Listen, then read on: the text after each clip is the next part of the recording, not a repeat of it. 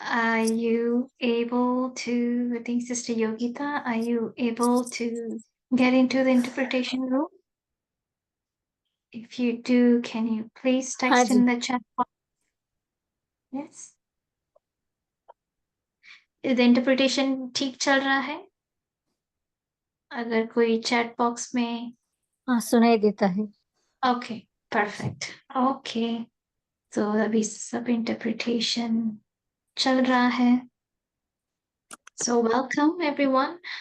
अभी नहीं सुनाई देता अच्छा.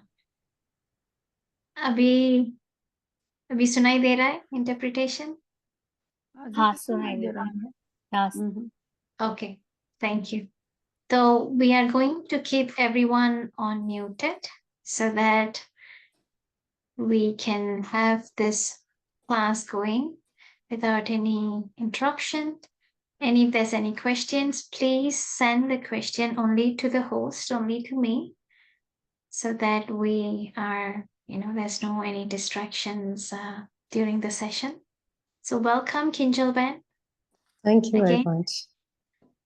We've posted the last class in YouTube, and there's been great, wonderful feedback, and many people have benefited, and everybody's looking forward for today's class. And again, this class is about fasting and about immune system. So we will record the session and we will put it in the YouTube, so it will be available tomorrow. Okay, and again, I'm a request. Please send your questions in the text only to me in the chat, so that once Kinjal Ben has done sharing, and then we can have a Q&A, and Kinjal Ben can maybe share till like 8:30, 8:40. And then after that, we can give about 20-25 minutes for Q&A till 9. Right? Is that okay with you, Kinjal Ben? Yeah, that's okay. Okay. So over to you, Kinjal Ben. Thank you, sister.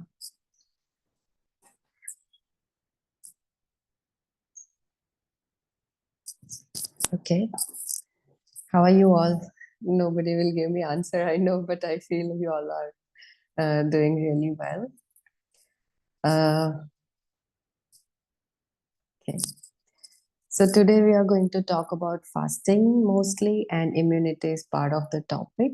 So to begin with this topic, I always ask a question, but I know it's not a conversation here. So I'll begin with the question by myself and answer by myself only. That I always ask, what is the source of energy in the body? So most people say that food is the source, water is the source, then oxygen is the source, sunlight, then sleep is a source. So these are real good sources. When we have cleaning inside, it is also a source. Why we need energy in the body is to do anything in the body, we need energy, right?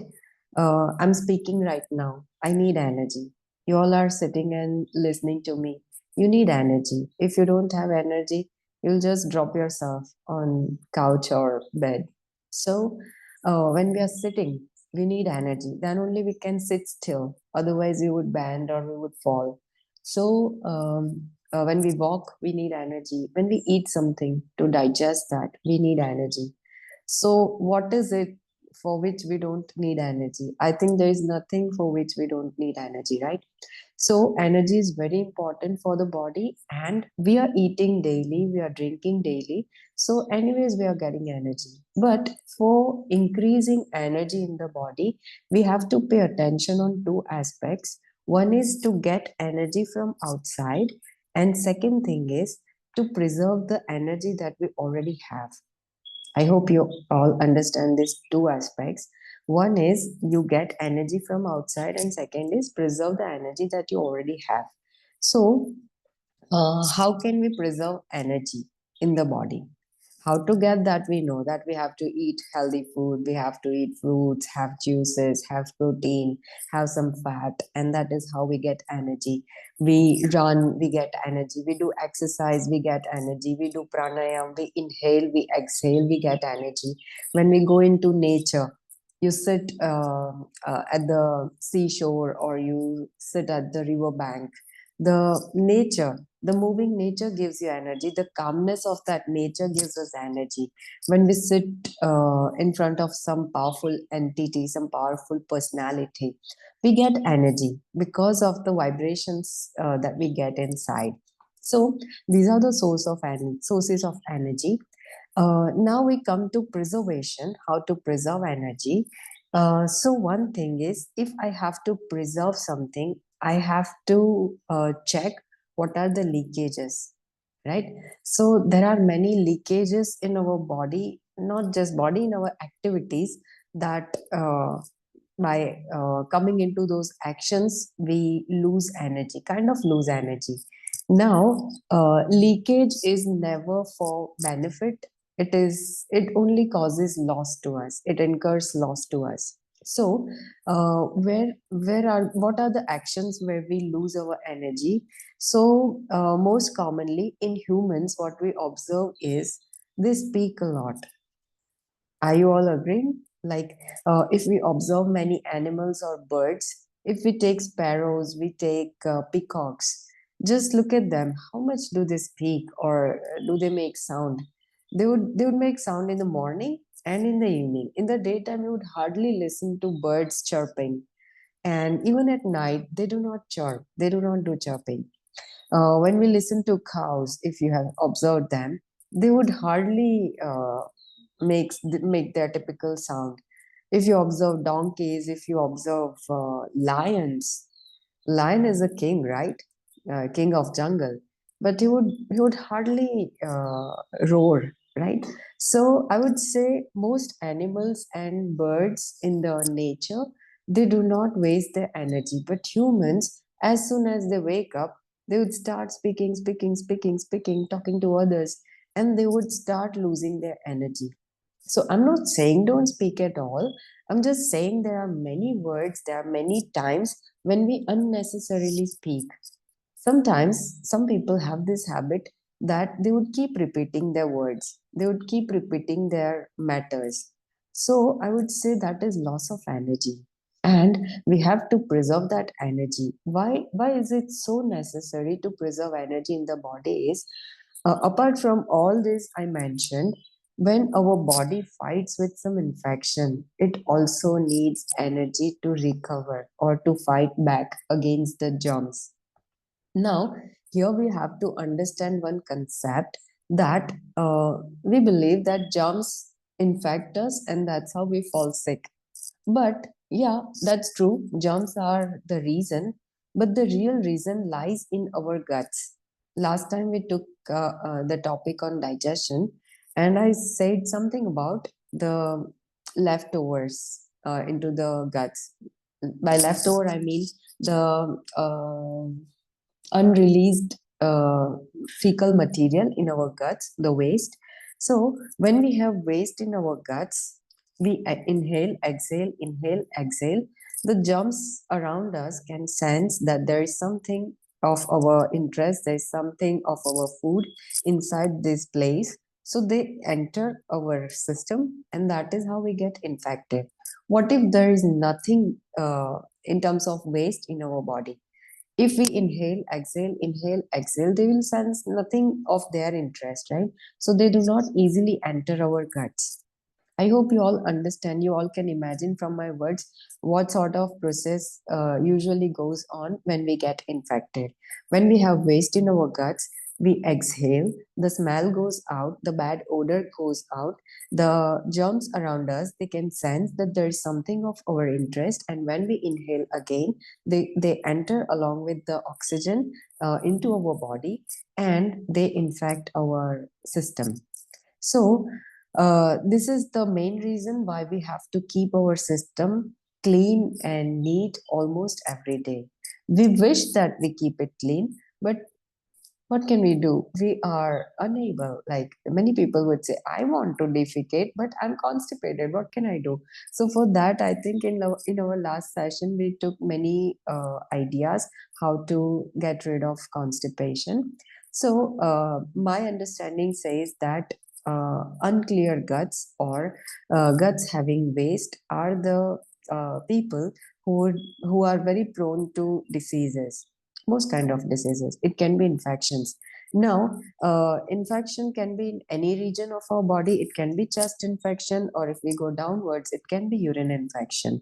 So it's not that if I have infection in my urine that means only that portion is unclean, or it has some toxins there. Not really that it's the case. If you have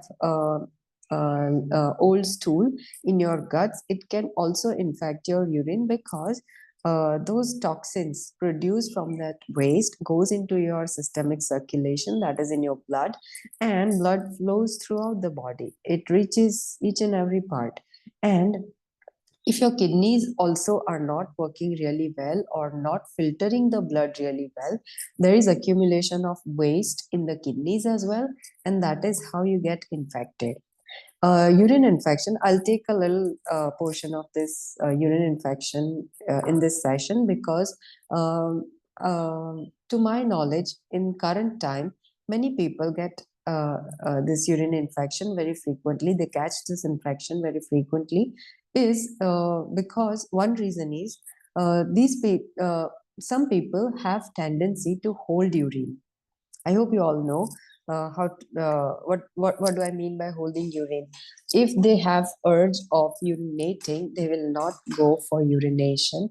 They will hold it. The reason can be meetings. Okay, I'll complete the meeting and then I'll go. The reason can be work, that I'll finish my work and then I will go. The reason can be traveling, that okay, I'm traveling. I will not get clean bathrooms in restaurants or somewhere, so I will not go. So if you once in a while hold the urine, it's totally different. But if you have this habit, continuous habit, just imagine your urine is formed, it is there in the bladder, and you are not releasing it. It keeps increasing. Your blood is filtering each and every second. So it keeps increasing, and it's creating more and more and more pressure on your bladder. So this pressure gradually reaches to the kidneys if you hold it for a real long time. And that is the main reason why people these days get urine infection. So never ever hold urine. And in last session, I said never ever hold your motion. These are the urges of the body, and listen to your body what it is asking for. It is asking for releasing something, then release it. Take out some time, a minute or two, and release the urine to get rid of such infections. Now, if we talk about chest infection, there are many reasons. I think in last session, somebody asked me about asthma, and I told that to clear your lungs, you have to first limit the food that creates cough in your body. So to clear the congestion, yeah, we have to leave milk and milk products and all those foods which are cold in potency. So that can help you get rid of chest congestion or chest infection. There are some natural treatments, but that we'll not discuss in this session. Now we'll go to fasting, move towards the fasting. Many of you might be doing intermittent fasting, because it is very famous term these days, intermittent fasting. So when we learn about new things, we kind of see more and more videos on YouTube or some other media platforms, and we come across different concepts, different understandings. So there are people who would say we should do 12 hours fasting, some would say we should do 14 hours fasting, some would say 16 hours fasting. So then we get confused that how many are the real uh, what is the real time frame for intermittent fasting. I would say it varies person to person, because every person is different, every person's digestion is different, every person's problems are different, and every person's need for fasting is different. So we shouldn't follow anyone, we should follow our body, because um, I think our next session is know about your body type. So that is Vat, Pitta and Kapha. So we'll learn about it next time. But in brief, I would say right now that if a person is Pitta Prakriti, they get hungry very easily. So for them, a 16 hours gap is really a huge gap. They might get hungry in 10 or 12 hours. So they shouldn't keep themselves hungry for another 4 to 6 hours just to force themselves to do fasting, to fit to that statement of somebody that we should do 16 hours fasting. I would say look at your body, body's need, body's type, and do fasting accordingly. So intermittent fasting is a wonderful fasting that is we can do daily, and our body can get rest during the fasting. Now here we will understand the real meaning of fasting. See, in the beginning I said that sleep energizes us. It gives us energy. Rest gives us energy. Now there is difference between rest and sleep. When we detach ourselves from activity, it is called rest. And when we detach ourselves from senses, it is called sleep. You all will agree that in the daytime, when I'm just lying down, somebody is walking in my room, I can sense that, I can see that, I can see them, but I'm not active. I would not do anything, but I can sense that somebody is walking, somebody is talking. But at the night time, when I'm in deep sleep, somebody is walking in my room, some people are talking in my room. Mostly I do not sense them. Neither they are walking or they are talking. I can sense nothing. So I am detached from my senses at night.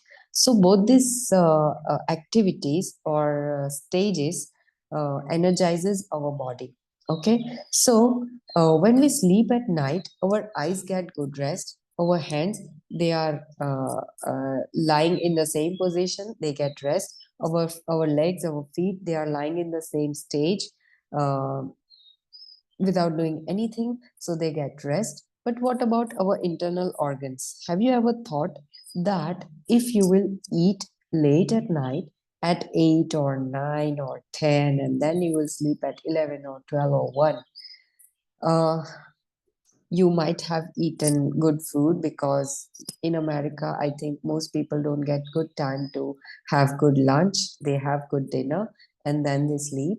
So when you have good meal, I would say heavy meal, and you have slept within an hour or two, your system is still working to digest it. So your external organs do get rest, but at the same time, your internal organs are working. They do not get rest at all. I hope you all understand what I mean. Your guts are still working. They are still digesting for 4 hours, 5 hours, 6 hours, 8 hours, according the food you have taken, consumed. So, not just external organs, but even our internal organs need rest for a healthy body. Always remember this. If each and every organ of your body gets rest, they become healthy, they stay healthy. But if they start getting tired, they start getting weak. When a person starts getting tired, that person starts getting weak. I'll give you an example. When we walk, suppose we have walked for 1 mile, 2 miles, our feet start getting tired. And what do we do at that time? We'll sit for 5-10 minutes. We kind of re-energize ourselves. We get the energy and we start walking again. So, uh, feet or our legs, that are our external organs, so we can easily sense what they are feeling. If they feel tired, we give them rest. They get rest, they get charged, we use them again. But what about the organs inside our body? We cannot clearly see them. So we cannot clearly sense them. We can only sense things that we see through eyes. I hope you all are agreeing with me. Suppose if I'm working with my hands, I'm lifting things when we get transferred somewhere or we are changing our house. So we have to transfer all the luggage, all the baggages. So we use our hands to do that work, right? There sometimes we start feeling tired, our hands start feeling tired and we feel that there's some kind of weakness in our hands, so we leave that work for some time. So we sense this pain which external organs are faces. For eyes also, I would say we keep working on our computers or laptops or phones according to our work.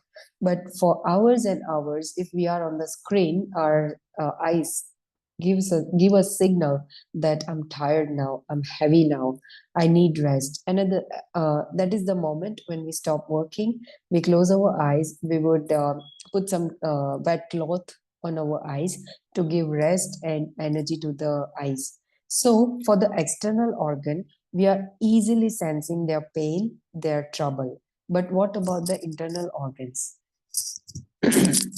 Sorry, I would say most of the time we do not understand their pain. And it is the beauty of each and every internal organ that they would keep stretching themselves for years and years. I'll give you an example here also. Sorry. I'll give you an example. Uh, Many times you might have experienced that you have overeaten. You stuffed yourself so much that you cannot breathe easily, you cannot walk easily, you are not in a stage of working after eating. That much we stuff ourselves because there was huge varieties and all were your favorites, and you stuff yourself over the limit. So what happens next is you start feeling uneasiness in the body after an hour or so. You feel that it'll be good that I puke, or it'll be good if everything passes through motion. It gives you discomfort for hours and hours. There are people who stuff themselves a lot and then they would put fingers in the mouth and they'll puke out everything just to feel relaxed. So, this is our mistake that first we stuff ourselves and then we try to get rid of that stuff. So, never ever stuff yourself over the limit so that you feel that trouble. Okay. Vomiting, now I'll go to this thing. Vomiting, many people think it's not a good thing. In normal case, I'm not talking about after stuffing yourself, you do vomiting, but there are times in a year when you fall sick, you have fever, you have cough and cold, you have vomiting, you have diarrhea. So many people think, oh, I've fallen sick and this is not a good sign. I've go to doctor, I've rushed to doctor, I have to take medicines, I have to get rid of this. But always understand there are two types of diseases usually that we have in our body. One kinds of diseases are called acute diseases. Acute diseases are the ones they come fast, they go fast. Means they do not stay back. You'll never listen that somebody is saying, I have vomiting since 2 months, I have diarrhea since 1 month, I have fever from 2 weeks. No, if you have fallen sick with acute diseases, they come fast. Means you were fine yesterday and today suddenly you are feverish, you have cough and cold, you feel like puking, you don't feel like eating anything, you just feel like drinking some juices, or even you don't feel like drinking also. So that is called acute diseases. Always remember, acute diseases are not our enemies. They are our friends. They come and they cleanse us. They cleanse our system from inside.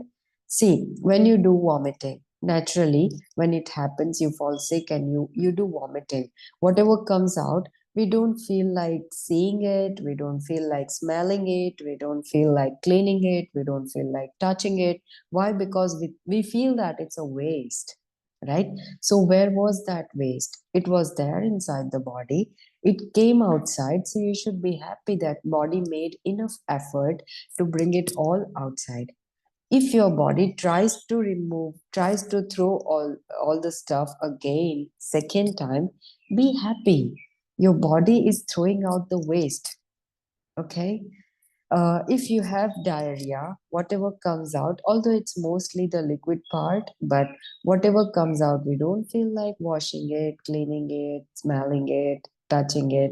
Okay, because it's a waste. Where was it? It was there in the body. It's coming out. So thank the body that it is cleaning itself without any extra effort.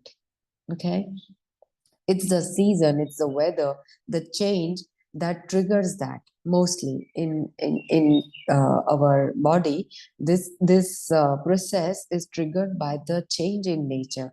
When summer turns to monsoon, when monsoon turns to winter, this phenomenon is very natural. Even the whole nature brings change in itself, and our body is also made of five elements of nature. So, similarly, at the same time, our body also brings a change in our body. So, we should always appreciate that. We should always support that. We should never ever suppress these things. Most people, what they do is they puke once, they puke twice, and they rush to doctor. They would take antiemetics, they would take antipyretics and painkillers and everything, antibiotics, and they would suppress the whole process. What happens is your body was trying to remove the waste, and you took medicines and you suppressed that toxins, you hold them back in the body. Now if there is more and more accumulation over a period of year, over a period of time, the accumulation is so much that it comes in the second form of diseases, that is called chronic diseases. So one is acute diseases, second are chronic diseases. Acute diseases are our friends, but chronic diseases are not our friends. They are damage to the body. They are signs that your body is damaged to some extent. You have a problem with your heart, then the damage is in the heart. You have problem with your liver, you have problem with the digestion, then you have damaged your organs in some percentage by holding the toxins back in the body. You hold the toxins just by suppressing them. That is why in the very first lecture I said that the cleaning of our body should be really well. The motion should be well, the urine should be well, the sweating should be well, so that there is least accumulation in the body. See, when there is change in nature, there is change in our body. We feel normally we are not feverish. Normally, our body temperature is as good as how we normally feel, not cold, not hot. But when our body raises temperature, it really kinds of try to release some of the toxins that are stuck in our body. I hope you all understand what I mean by sticking these things. See, if I have cough, excess mucus, or cough stuck somewhere, there are people who have sinusitis, they have sinuses jam. So, what happens is there's mucus accumulated in your sinuses, there is chest congestion. So, mucus is there congested, congesting your lungs. So, when your body raises the temperature, that heat releases that cough, because for any sticky thing to release from the surface, it needs some heat, right? You all might have experienced, I don't know whether in USA, if you buy some steel vessels, new vessels, there are stickers on that, and we heat them a bit and the glue releases, so the glue softens, and so we can remove the stickers. It's so easy, right? So many times when we are dealing with oil, we are cooking something, we have fried something, and our vessel gets sticky surface. We use dishwash, we use some scrub to clean the vessel. Many times we have boiled the oil to fry for 50 people, 100 people. So it takes really like an hour or 2 hours or 3 hours frying that thing one after the other, one lot after the other. So there is a layer of oil in form of some sticky material onto the surface of the vessel. It doesn't go away easily, even with the scrub, even with the dishwash. So what we usually do is we put hot water, and then we apply some dishwash, and then we clean it. So we need heat to release the sticky thing. Similarly, when some toxins stick to our surfaces, it can be into our organs, it can be into our arteries, it can be into our veins, it can be into any place of our body. So when our body's temperature rises, our body can easily get rid of those toxins. So uh, fever is a boon, it's a blessing. Okay, so never try to get rid of it with paracetamol or some other medications. What you can do is uh, stay away from grain for 3 days. When you get fever, when you have diarrhea, when you have vomiting, just get rid of uh, heavy food. Uh, Grains are mostly heavy for the body to digest. It takes some hours, 6 to 8 to 10 to 12 hours, according to food and form you are consuming. Okay, I think in last session we have seen this thing that flour takes longer time for the body to digest, and broken wheat or dalia takes real less time for the body to digest and less efforts as well. So, um, when you are feverish, just leave grains. What you can have, what you can consume is most people from USA tell me that we do not get coconut water as you get in India. So, okay, forget about coconut water, but we can consume fruit juices, right?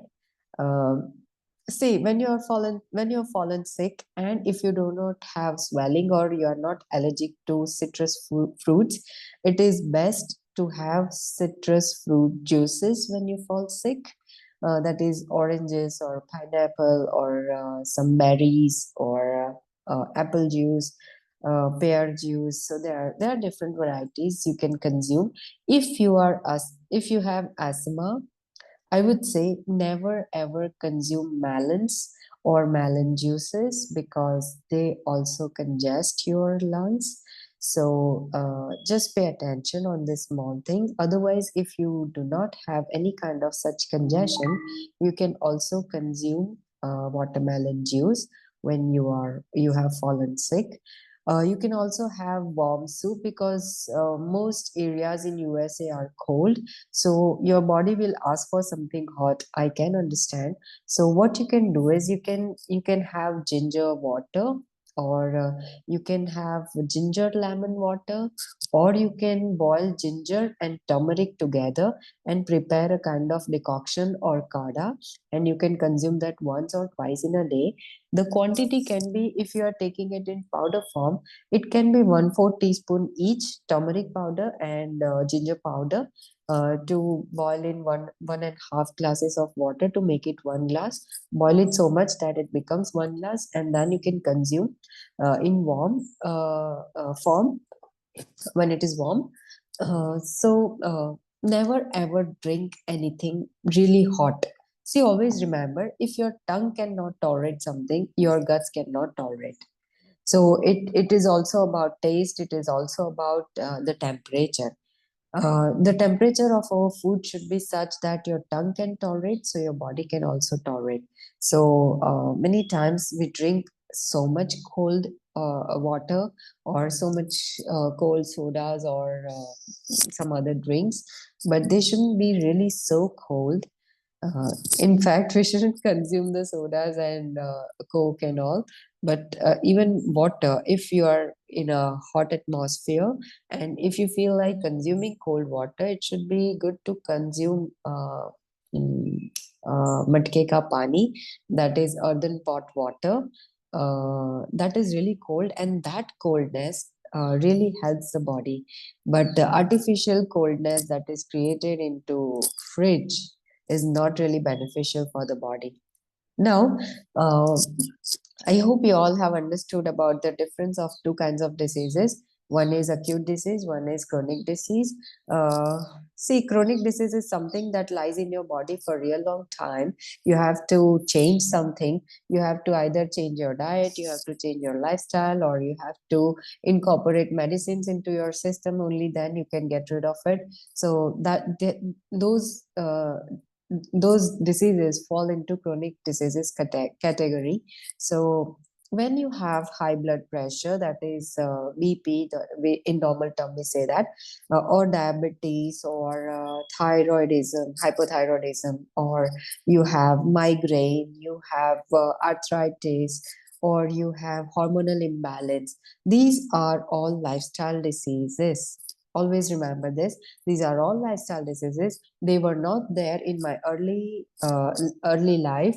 They came lately. Means we made some changes in our lifestyle, or we are having some kind of habits in our life that we invited them, and now they are part of our body or our system. So if we want to get rid of these diseases, we just have to change our lifestyle. We just have to change our habits and we'll get rid of it. All of them. PCOD in ladies, leukorrhea, it is all lifestyle diseases. The hormonal disturbances is all because of the lifestyle. The diet is wrong, the sleep pattern is wrong, the state of mind is wrong, the habits are wrong, the food we are taking are wrong. So for some time you have to leave something and you have to incorporate something in your diet, and that will really help get rid of all these lifestyle diseases. Fasting is one of the remedies, I would say. If you all have seen Mahabharat, and now I don't know if I'm talking to Indian origin people, or there are some purely American brothers and sisters. If It's a mixed uh, crowd. It's a mixed crowd. it's a mixed crowd, okay. Okay, okay. So I'll not take that example, but those who have ever seen Mahabharat, there is one name mentioned as a weapon that is called Brahmastra. Brahmastra is the highest weapon in the world. Above Brahmastra, there is nothing. If it is used, then there is destruction, complete destruction. So, fasting in naturopathy is considered as Brahmastra, the highest kind of weapon. Okay, so now just imagine what a weapon does. It kind of destroys something. So, what fasting as a weapon destroys in the body is it destroys the waste in our body. When there is waste, we are diseased. When there is no waste, we are not diseased. Now, what are the forms of waste? It's not just the old fecal material in the guts that is waste. It's not just the urine, what do I say, collection of urine in our bladder that is waste. But when we go to doctor, when they prescribe some blood reports, we go to lab, we get the reports done, and we go through the reports. We read a lot of we come to know about a lot of uh, over the limits parameters. Like, if I have sugar above 120, I will say, oh, I have extra sugar, that means I'm diabetic. If I have cholesterol above the limits, oh, I might have some depositions in my arteries, so I need statins. Okay, so anything above the limit. Some people have higher uric acid in their blood, so that is a waste. If it is above the limit, it is the waste for the body.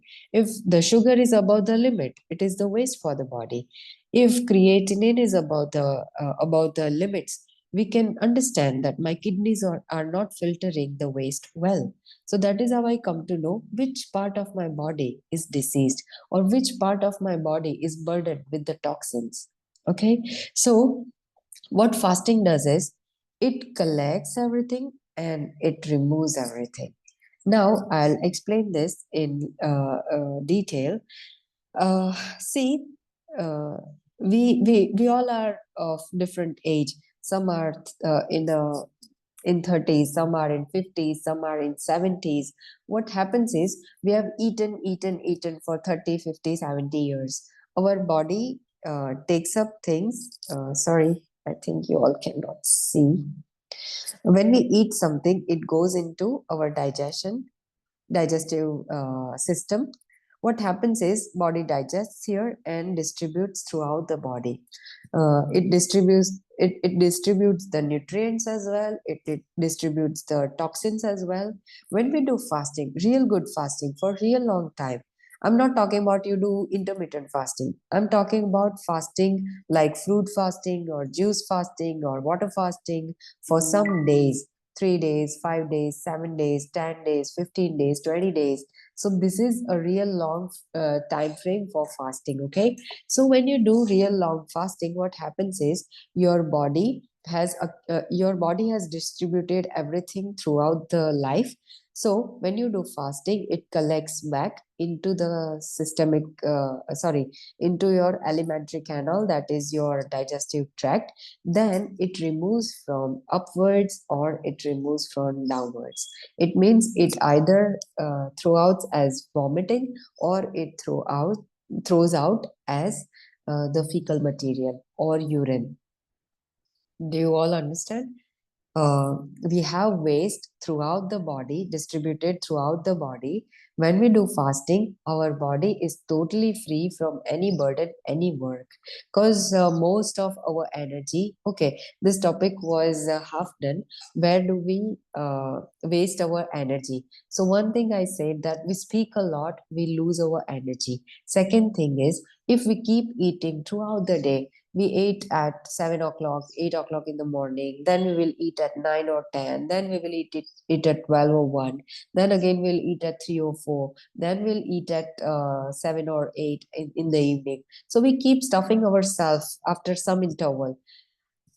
Previous food, either it is not even digested properly or it is half digested and I'm putting in something else.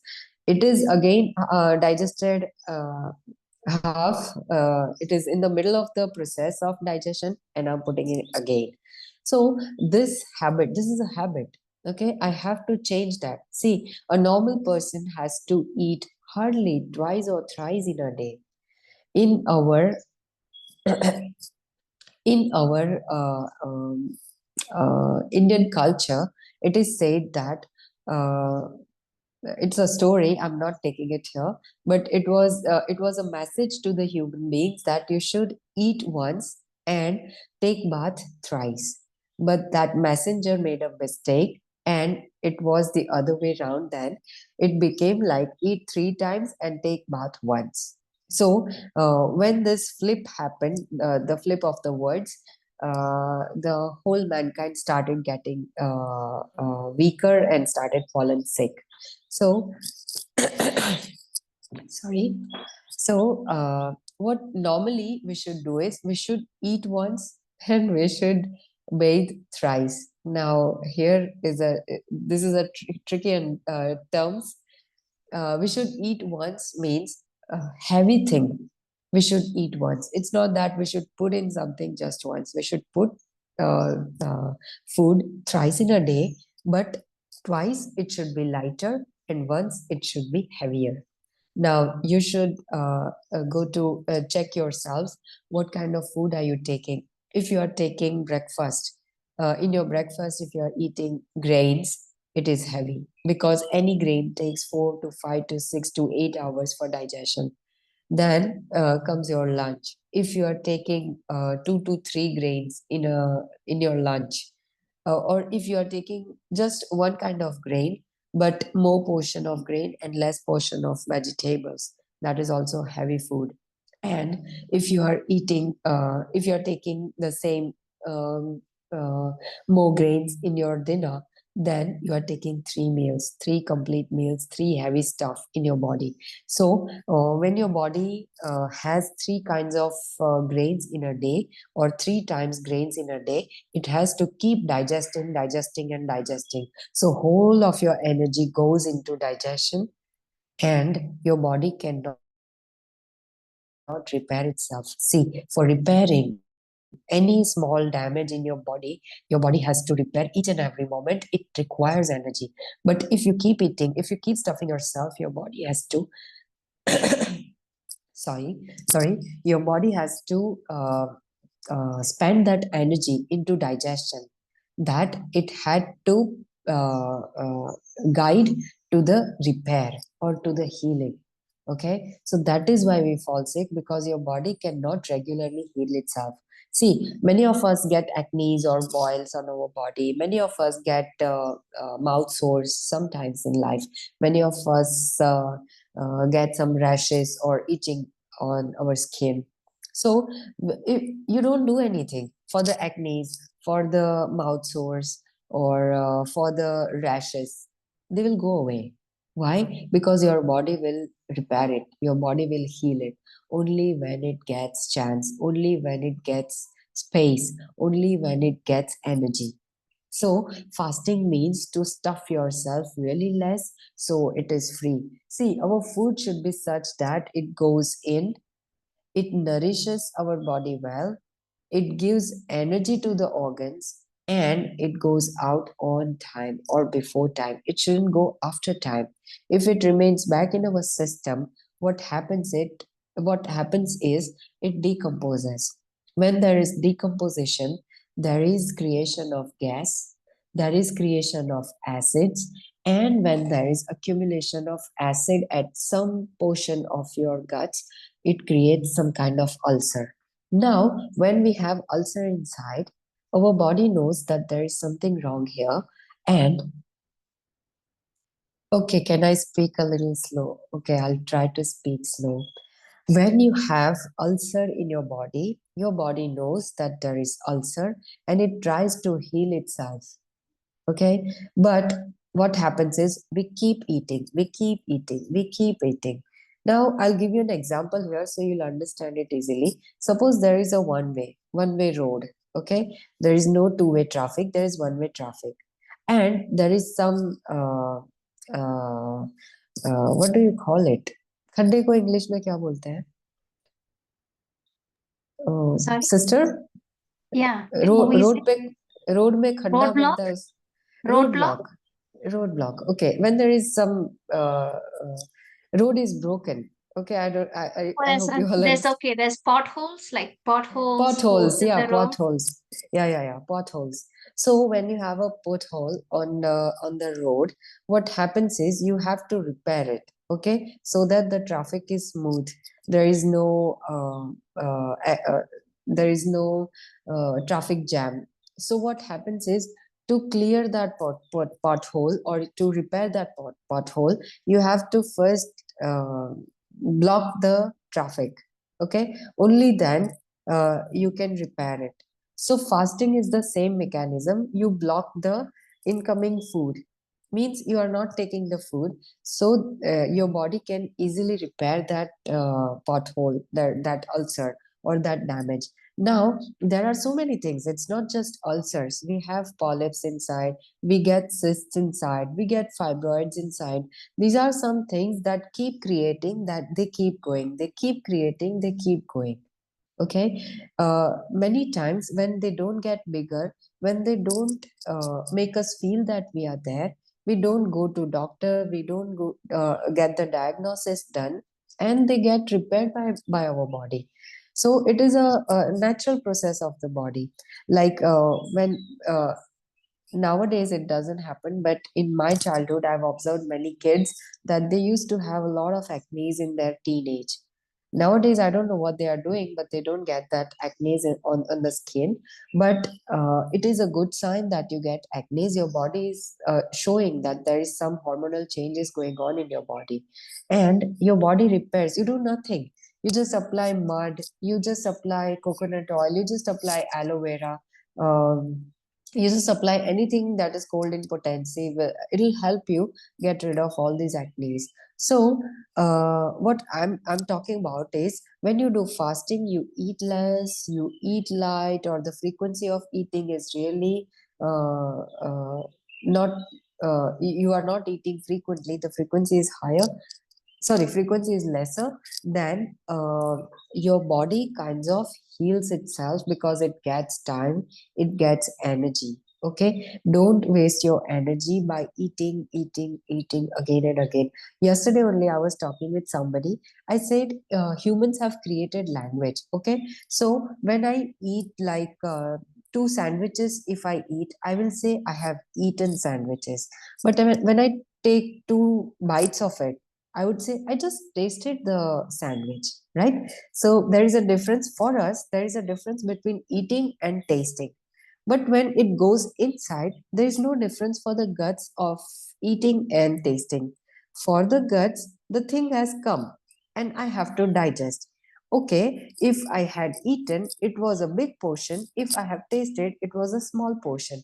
But for the body, there was bread, there was some chutney or some puree, there are vegetables as a stuffing, so it has to digest anyways, whether it is this much or it is this much. I hope you all understand. So when you don't even taste something, when you don't eat something, that means your body has to digest nothing, and it is totally free, and only then it can initiate a process which is called healing. And when there is healing by the body, then there is health. When your body cannot heal, there is no health. That is why people, when they are on diabetic medications, they always have to take that medication. If they start taking medication in the age of 40, and if they are living right now, if they are in their 70s, they are still taking medications. Why? Because there is no healing happened in the body. If the healing happens, the doses are reducing. If the healing doesn't happen, the doses are increasing. If the doses are increasing, that means your organ is getting weaker and weaker. If your organ is getting better and better, the doses get reduced and reduced. And there is one point, there is one time when there is no medication at all. It happens at our center that there are diabetic people who are taking insulin twice, thrice, or four times in a day. And today is the time when they are not at all taking any insulin. They had taken for 13, 14 years, four times, three times, four times in a day. And this is the time, today is the time, since 1 year. I'm talking about a lady who's not taking insulin even once in a day for 1 year. So this change only happened because she brought about a lot of change in her diet, in your lifestyle, in her sleeping patterns, in her state of mind. And she did fasting when she came here. I think she stayed here for 20 to 25 days, and we kept her on water fast for like 1 week or 10 days. So when you are doing water fasting, you are eating nothing, you are drinking nothing, it's just water, boiled water, which is boiled for 15-20 minutes, so it becomes really lighter. And that water is consumed when that person is hungry. See, when you initiate fasting for 1 or 2 days, a person feels hungry, but after second, third days, body switches to a healing mode or cleaning mode. And when it switches its mode, it doesn't ask for food. And then we continue this fasting until the person says, I'm hungry now, I have to eat something. So it varies person to person. Some would say in 3 days or 4 days that, hey, I'm hungry now, I have to eat something. So we break the fast in 3 or 4 days. And there are people who have fasted for 28 long days. Can you imagine? And I'm talking about a lady who had come from USA. I don't know the state, where did she come from, but she did 28 days water fast with us. She had lots and lots of problems in her body, and of course she became lighter when she went back. So I really always suggest that, as I said earlier, that it's the highest weapon. There is no other weapon in naturopathy other than fasting. So there are people who are mentally weak. They think, oh, I have to eat. I cannot stay without eating. So they cannot do water fasting. If you are not ready from here, you can never do water fasting. And if we have, of course, we have eaten for so many years, our body is accustomed with this system that we have to feed ourselves every day, once, twice, or thrice a day. So when you leave eating for one day, you'll feel weak, of course. Uh, on the second day, also you feel weak, but on the third day, you start feeling energetic because it's not just water fasting that you're doing. Along with that, you have to you have to do something that energizes your body, and there comes pranayam in. Pranayam is the breathing exercises, and the most energizing pranayam are Anulom Vilom. You close one nostril, breathe in through one nostril, and then you close the other one and breathe out through another nostril. So breathe in from left, breathe out from right. Then breathe in from right and breathe out from left. Breathe in, breathe out, breathe in, breathe out. This is called pranayam. So, Anulom Vilom. So, when a person is on water fasting, we specifically tell them to do this because it increases the oxygen level in the body. And I've told this earlier, if you will not eat for days, you will sustain yourself. If you will not drink for hours and hours, you will sustain yourself. But if you will not breathe for minutes, you will die. Okay. So, uh, okay, sister has shared the link of Anulom Vilom, I guess. So, fasting is really a wonderful process that we begin, and then body begins healing.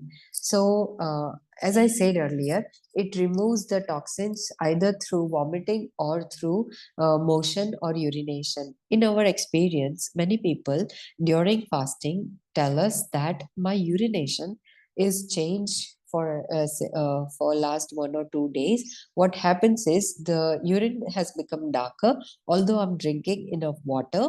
Some would say my urine has froth in it.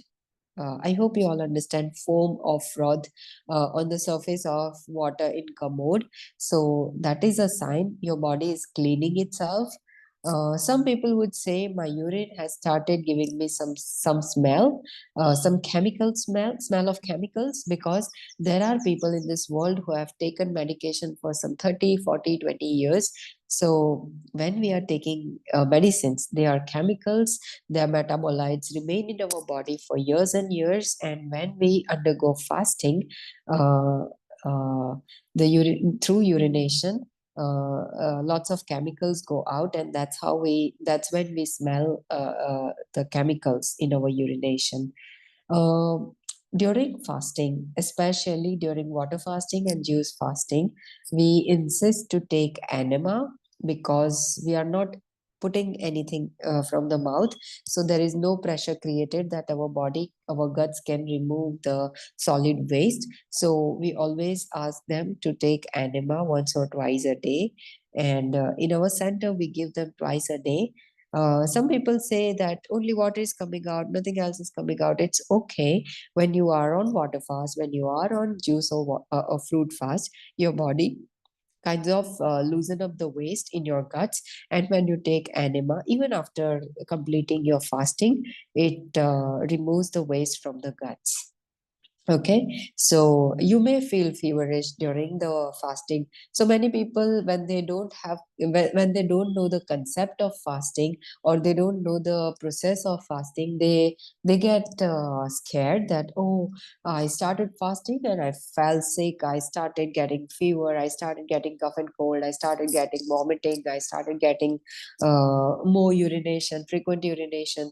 So, before you begin any process, you should learn about it thoroughly. That what is the process, for how long should it last, what care should we take, what care should be taken well during the process. So yeah, we should know the detail. And sister said that we should have a question answer session. So I think we can begin it now, sister. Yeah. Okay. So it's a huge subject. Yeah. That is a huge subject, and as usual, there's lined up questions. So, first question is: if someone farts a lot in a day, Hmm. and is that bad? And if it is so, then what's the remedy for it? That's the first question. Okay. If a person farts a lot, that means there is excess gas in the body. It's easy to understand. So, if you are farting a lot, that means there is a great buildup of gas in your body, and it is because of poor digestion. Either you are constipated, or there is a lot of old stool in your guts. Check your belly. If you have big belly, uh, then there is a clear sign that you have something stuffed in your guts. You have to clean it first. For cleaning it, I have told earlier that you should consume more fibrous food. That is more fruits, more salads, consume less grain. If you can stay away from grains for some weeks, some months, see, it is all about your mindset.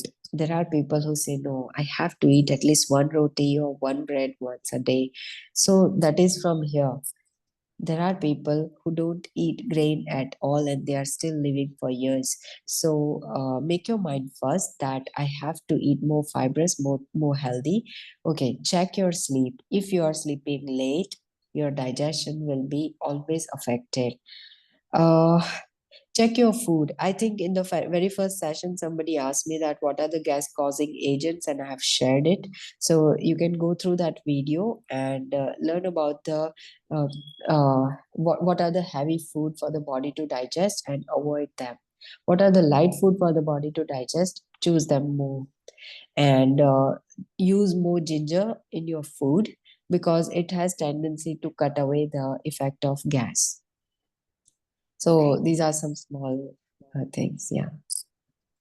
Second question is: if someone is using laxative frequently, Hmm. how to get rid of not, of this habit of using laxative, depending on laxative to go for motion. So you have to first change diet. There are people who say that if I eat good amount of salad, my motion is good. But if I don't eat salad, my motion is not good. So salad is something it kinds of like a what do you call? Uh, it's a झाड़ू को क्या बोलते हैं?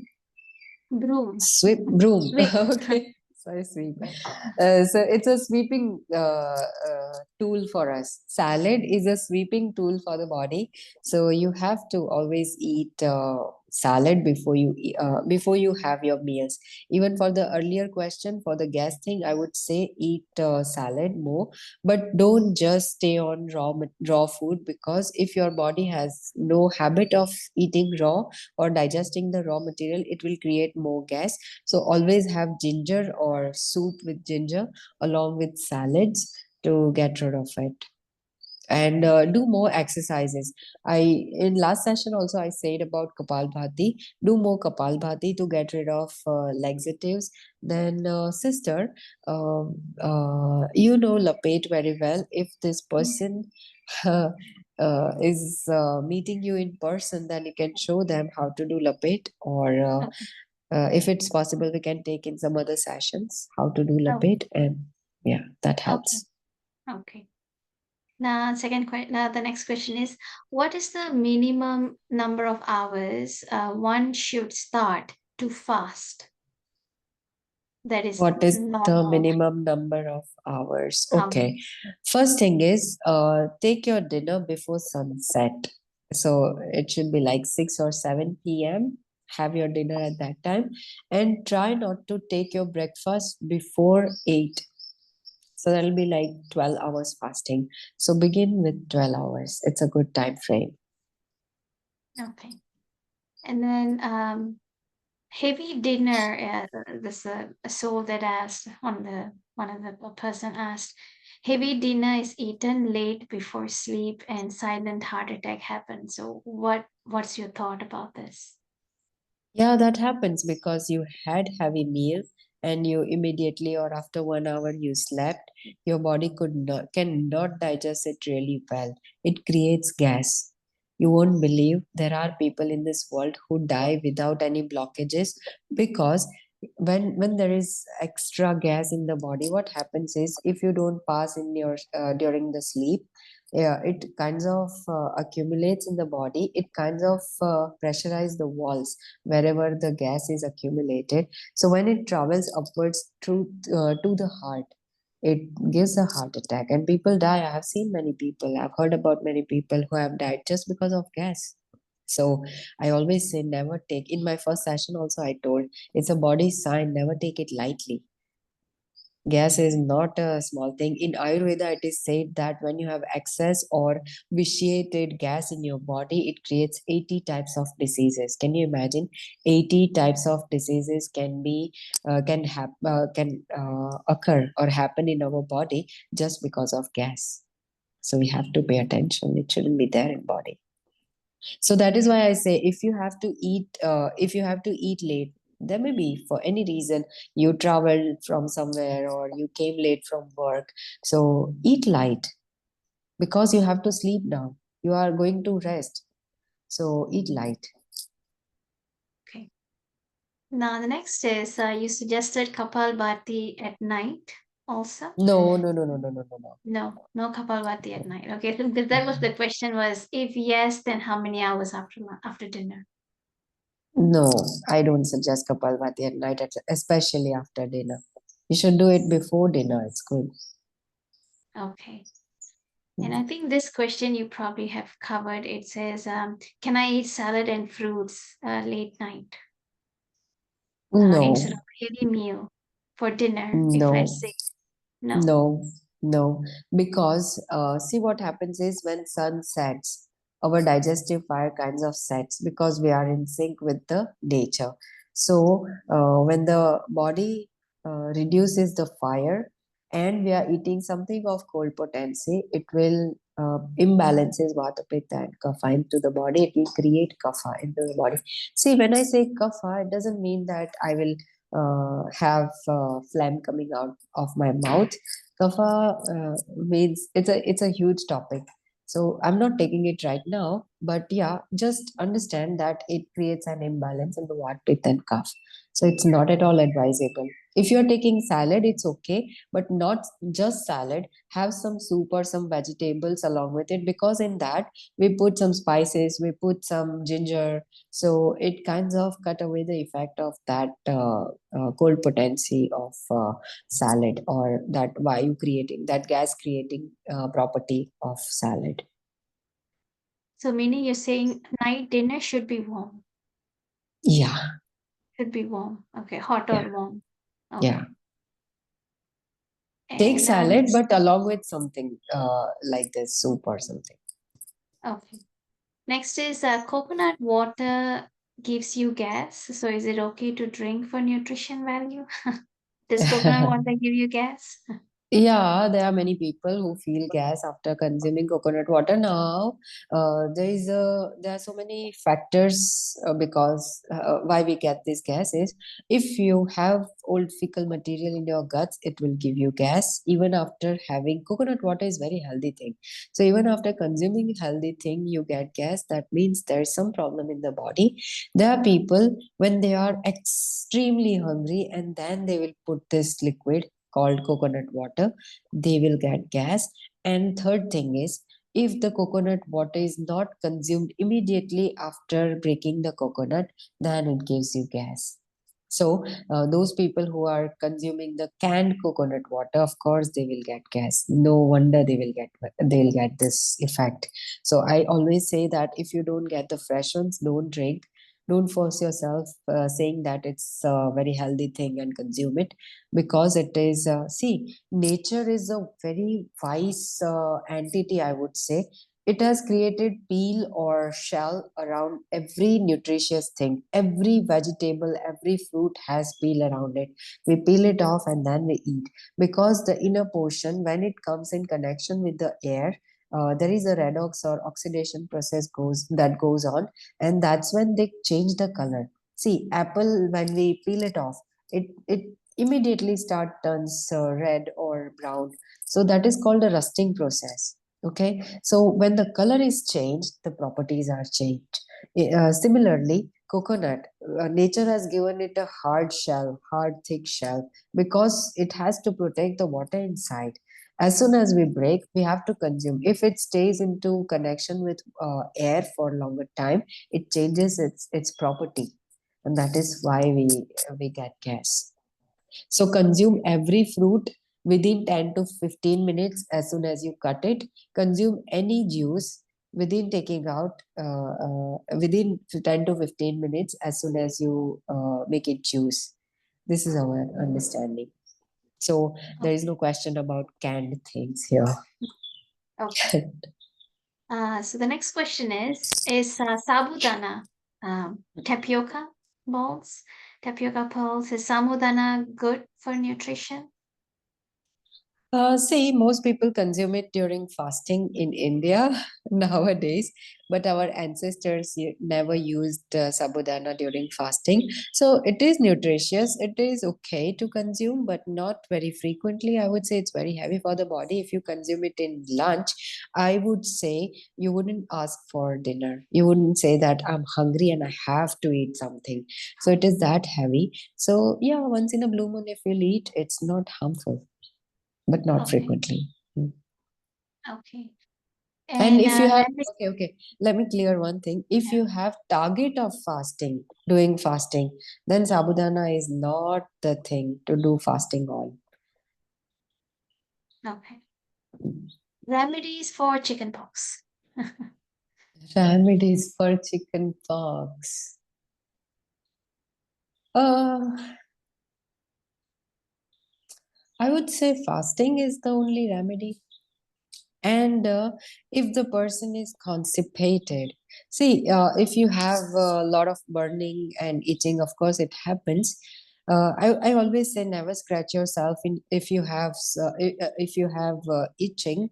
What you can apply is aloe vera. I think it's the most cold potency thing that you can apply.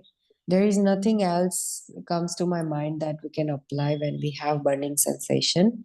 And this person should be on fasting. Keep them on fruit or juice fasting. That's the only remedy. And don't give them sour fruits. Sweet fruits are good ones, but no sugar. Okay, no artificial sugar. It's okay to consume in natural form, in form of fruits, but not in form of refined sugar or jaggery. Okay. Mm. I guess intermittent in during the intermittent diet fasting, is it okay to drink water? Of course, we can drink. If we get thirsty, we can drink water, but we shouldn't eat anything, because as soon as we drink something, our body doesn't start a hardcore digestive mechanism. But when we eat something, our body has to begin the mechanism. Okay. So there's a saying, or some videos in YouTube. It says that we have to eat every 3 to 4 hours. Is it true? Yeah. I understand that when you are hungry, you should eat, not after every 3 to 4 hours. Because see, if I've eaten watermelon, a bowl or a plate full of watermelon, I'll get hungry after 2 to 3 hours. I can eat. But if I have eaten a plate full of banana, it will take 6 to 8 hours until I feel really hungry. So it depends on what food you are taking. If you are on fruits, okay, if you are doing fruit fasting, you can eat 4 meals, you can eat 4 times, because you'll get hungry. But there are people, even after eating fruit, they will get hungry just twice a day. Yeah, just twice a day. So that varies person to person. So eat according to your hunger. Never follow any video, never follow me also.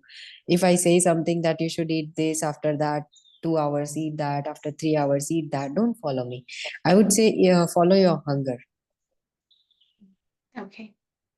If a person is diabetic, can they still do intermittent fasting? Yeah, they should do to get rid of medicines. See, most people these days, I've learned this, that they are taking medicines. Okay, there can be metformin, there can be combinations of metformin and glimepiride or sitagliptin, or there are many other dapagliflozin and all. So when you are taking combination of medicines, it is reducing the sugar level in your blood because it is converting the form of sugar. It is not eliminating the sugar out of your body. Always understand this thing. Every diabetic pill converts the form of sugar. It is not eliminating out the sugar. So what you can do is limit your sugar intake first and burn the sugar that you have. Third, do more and more exercise and pranayam and fasting so that your body organs start working by themselves. They were controlling before some years the sugar level. They were controlling by themselves without any medication, and now your body organs cannot control them. That is why you need medication. And many times what happens is you are on a higher dose. Like there are people who are on 500 mg metformin, but when the dose is increased they are on 1000 mg. Now when they are taking 1000 mg, of course it will reduce sugar greatly, so they will have to eat, otherwise their sugar level drops. So I have seen people eating more because they are taking more medicines. So I would say if you want to reduce the doses, you eat less and gradually reduce the dose. But this thing is, it really requires a medical attention. So I advise not to do it by yourself. If you are checking your glucose every now and you are reducing your doses, it's still okay. But I would say do it in supervision, under some supervision. Don't do it by yourself. Okay. And during water fasting, is it normal to have stomachache? Can we still do work and exercise? And when should I stop water fasting? Water fasting, one should stop when they feel hungry, as I said earlier. And second sign is when you really start feeling low. See, if I'm low at energy, if I'm checking my sugar, it's in 60s, I cannot be stubborn that I'm still not getting hungry and I'll not eat. No, what your body is asking for, it's asking for energy. So at that time, you have to break. We normally give them lemon honey water if the sugar drops. If there are some people whose blood pressure goes down and they feeling weaker, so to them, we give them some lemonade with a little bit of salt in it just to balance the blood pressure. So that is why I said you should always do fasting under some medical supervision so you can monitor your blood pressure and sugar. These are the two main parameters that we usually check. And if we have to break the fast, we check the parameters and accordingly. And there are times when somebody is on water fast, okay, on third or fourth day they will feel weak, and we give them lemon honey or some lemonade, and they are energizing themselves, they are feeling energetic, they start doing more and more anulom vilom, and they still will continue the water fasting for another 4 5 days. So it happens that our body is not accustomed with the fasting, so it will feel weak within some days, but after some days, if start setting itself body starts setting itself into this fasting mode, it can really help you do it more for longer time, 10 to 12 days. So there's no limit for a person, it's just that your body should ask for some food. And muscle cramps, it's a common thing that we observe. Abdominal cramps do happen. That is why I mentioned that we always advise to take enema, because muscle cramps happen when old fecal material, when it is sticking to the wall of the guts, when it is separating from the gut wall, it gives you some kind of cramps. So when you take enema, it takes it out and then there is no cramp. Some people, when they have gas accumulated in their guts, they also get cramps, and when they pass gas, they feel relaxed. So there are some asanas. I told this earlier. Remind me in some session, or maybe we can keep some session on just asanas and pranayam. So you can learn that there are some asanas. Just by doing them, you can get rid of excess gas in the body. So there are people during fasting, we tell them to do asanas and they pass the gas and there is no cramp then. Okay. Mhm. Next question is, how many hours should we fast? I told this that it varies person to person according to capacity, according to how frequently we get hungry. Okay. If you get hungry in 12 hours, you can do 12 hours fasting. If you can sustain for 16 hours without any food, then do that fasting. It's best for you. Okay. Is mushroom light or heavy food? If you are BK, I would say it's a fungus. We don't eat mushrooms. Hmm. Okay. And okay. How to manage acidity during fasting?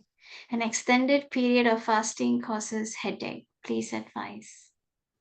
Yeah, that happens because of gas headache, mostly because of gastritis, that is either acid or gas that gives you that feeling. And there are people who have acidity already and we still keep them on fasting, put them on fasting because it is the way to get rid of it, excess acid. So what happens with acidic people, they feel like puking. They get acid refluxes most of the time during fasting, not on the first day, not on the second day, but maybe after 2 to 3 days. There are some people who puke on the very first day also. So it, of course, this thing is very person to person. But if you feel acidic and you feel acid refluxes, that something is coming to the throat and going back, something is coming, it's jumping inside, then we usually do waman here. We make them drink plenty of water and then they puke out. So excess acid, that is accumulation of acid, comes out along with the water, and immediately after puking out they say that, oh, it's a big relaxing feeling now, it's a big relief now. So that is how we get rid of it. Okay. There are Mhm. people these days, I've come across to some cases that they have done wrong fasting and now they have encountered ulcer in their guts. So never ever do without advice. This is my kind advice to each and every one of you. If you are very much healthy, no big issues, then do fasting. It's okay. But if you have really big health issues, then always consult someone and then do fasting. Is it okay to take Eno for acidity every now and then? No, no, it's a support. If you have acidity, pay attention on your food habit. Are you eating without hunger? Are you eating very frequently? Are you overeating? Are you eating without chewing properly? These are small, small things. Just pay attention on all this. If you are eating late at night, also you will get acidity. If you are eating late, you have dinner late, then also you will have acidity. If you are eating fried, if you are eating spicy, if you are eating more sour, if you are eating more fermented, these are all food that gives you. I'm not saying just leave them at once. I would say just limit them. Have more salad, have more natural, and eat less of such nature. So there is nothing like acidity in the body. Then do it. You'll feel change. And which meal should be small and which meal can be big, like between Which breakfast, meal lunch? can be okay? Uh, I think we have discussed this, that while lunch should be lighter because we still are going to work in the daytime, our energy is going to be distributed throughout the body. If we are working through hands, our energy goes to the hands, and least energy goes to the digestion. So digestion is tempered a bit. And why we should have good meal as dinner, good dinner as a meal, because uh, after dinner we usually don't eat anything, and there is a huge gap of 12 hours when our body can easily digest whatever we eat.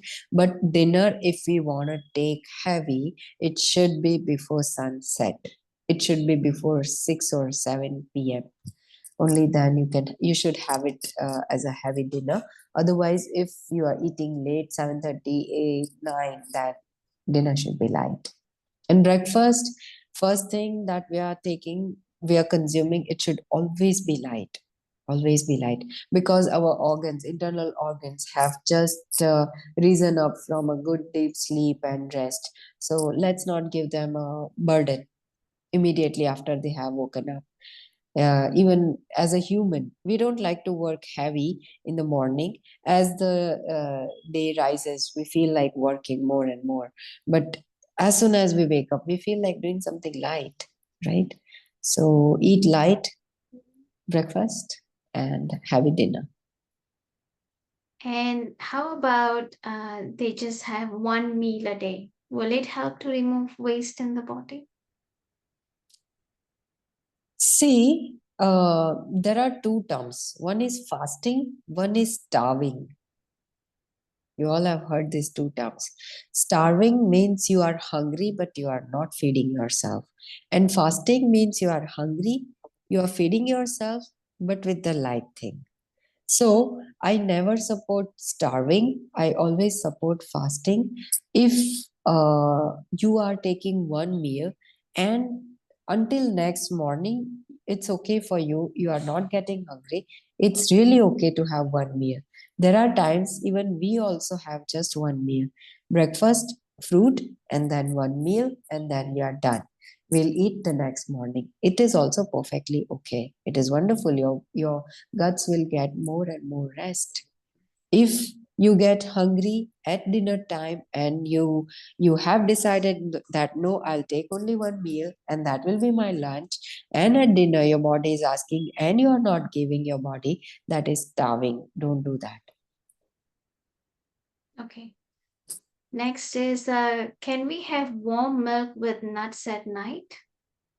Or if so, how if many you are hours before sleep? if you are taking milk with nuts at night, then you have to skip your dinner, because milk is said to be complete food. So when you are already taking complete food along with the nuts, you don't need any other food. But if you want to take plain milk after dinner, then there should be a good gap of 4 to 5 hours. If you eat light, it can be of 3 hours gap. But if you are taking proper dinner and you are taking milk afterwards, then it should be a gap of 4 to 5 hours. And I mentioned in last class also that if the milk is pure, of not of Jersey cow, only then consume milk. Otherwise, please don't do that. It will create a hormonal imbalance in your body. If the Can, cows are ingested with hormones. can fasting help with high blood pressure? Yeah, of course. It helps with any problem. That is why I called it Brahmastra, the highest weapon. What problem do you have in your body? Fasting can clear everything. It may take time. Of course, for a person with blood pressure, for a person with diabetes, it cannot give result in the same time frame, but do fasting. Okay, I wanted to add one thing in the fasting topic earlier. I'll add now that we all are working. Most of you all are working.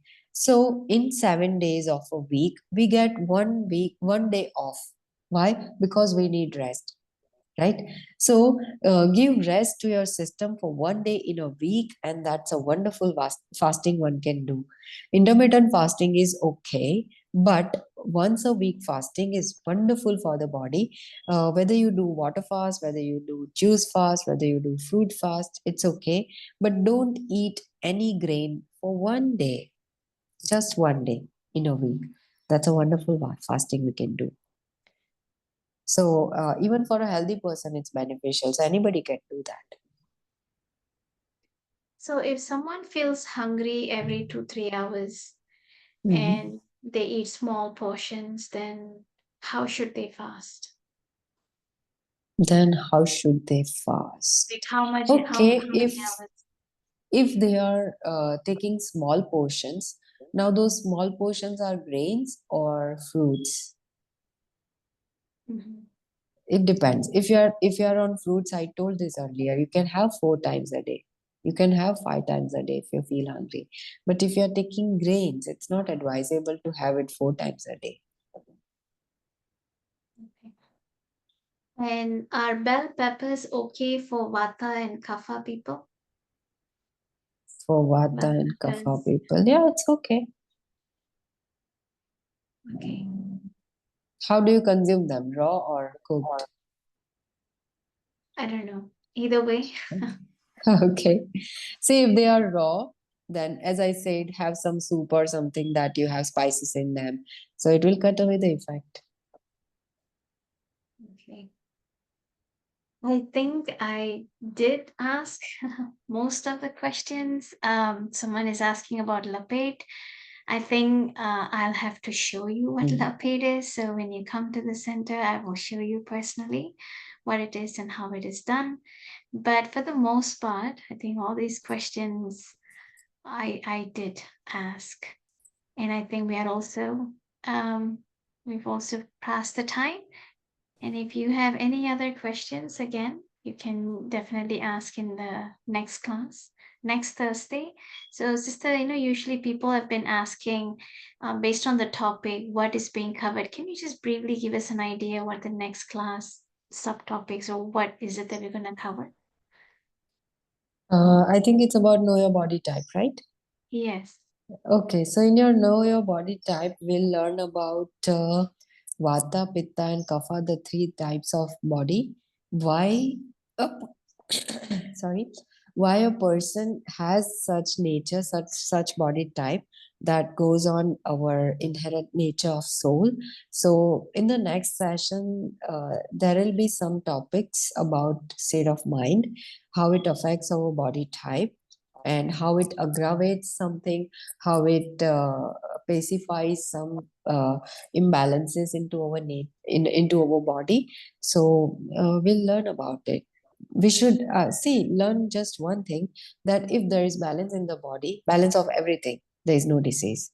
If there is imbalance, there is disease. So what we can do is bring about the imbalance into balance, and there is no disease. So that is what our job is, to give knowledge about what is imbalance, what is balance, and it is your part to make enough efforts to follow such advices, and bring about the balance into body. That is called health. So we'll talk about nature of the body and nature of the soul next time. Okay. So again, since now that you've heard what the next topic and what is it's going to cover, so do look forward for the next class also, and please come on time. That's a sincere request because some of the related questions that have been asked, those topic, I mean, those have already been covered in the earlier, I mean, in the class when the class started at 7:45. So it's definitely a sincere request. If you could come sharp on time, then you wouldn't miss any of the pointers that Dr. Kinjal has been sharing. Again, it's at 7:45. And again, interpretation, there will be Hindi interpretation for all of these Thursday classes. Since some of you asked, will there be interpretation for the next classes? And as how Sister Kinjalben has asked, that if there are some areas that was not, that she was not able to cover, then we may have additional classes after these 5 sessions.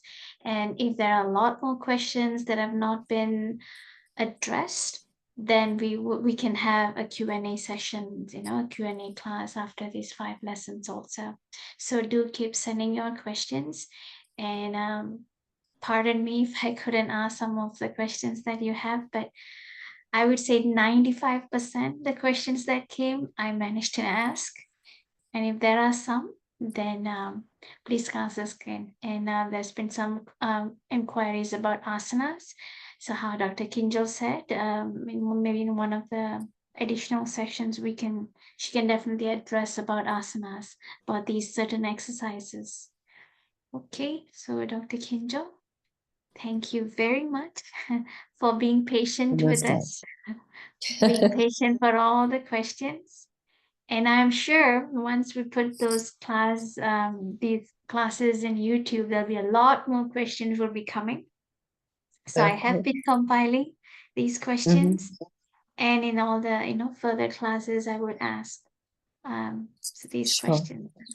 Thank you very much. We'll just have a moment of silence, and those of you who can turn on your camera, we love to see your beautiful smile, your beautiful face. And I know in Brahma Kumaris, many of you are accustomed to this practice we call drishti. So we all can turn our camera. That's a form of gratitude we are giving for Dr. Kinjal, who's been spending her time with us. And we can just have some sharing of drishti with Kinjal. So just for a few moments. Okay. So Kinjal, just for a few moments we can have meditation. Yeah, sure.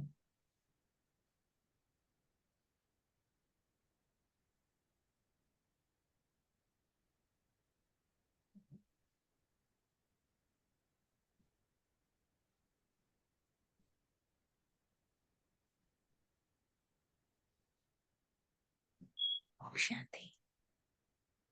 Thank you. Shanti. We'll meet again next Yeah. Thursday on time, 7:45, everyone. Thank you. Shanti.